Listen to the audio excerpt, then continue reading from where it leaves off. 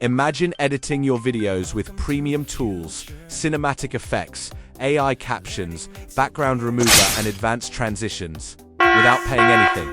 Yes, today I'm going to show you how to use CapCut Pro features for free, step by step.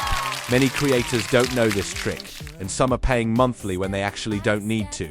So in this video, I'll show you exactly how to access these features and edit like a professional creator. Make sure you watch until the end, because if you miss a moment, it might not work for you.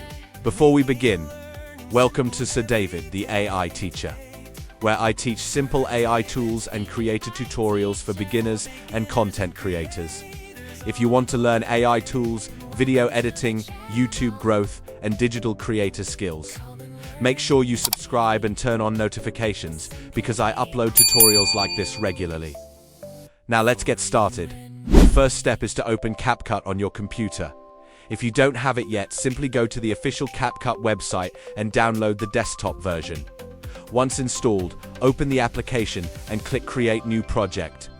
Now import the video you want to edit by clicking Import. Drag the video into the timeline. This is where all your editing will happen. Now look closely at the editing panel. Some tools have a small crown icon. That crown symbol means the feature is part of CapCut Pro.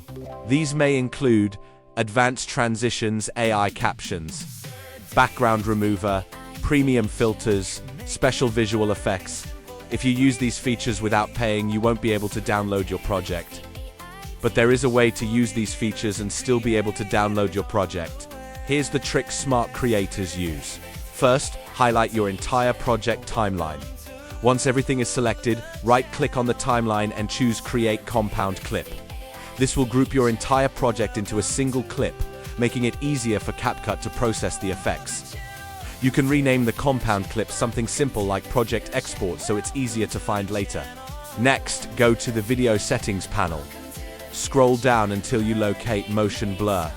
Once you see Motion Blur, drag the slider all the way down to 0%. This step is very important because it prevents unnecessary rendering that can slow down the process. After setting Motion Blur to 0, allow CapCut to process and export the project completely. You'll see a progress indicator. Just wait until it reaches 100%. Once the export is complete, minimize CapCut. Now go to your desktop and locate the CapCut application icon. Right-click on the CapCut icon and select Properties.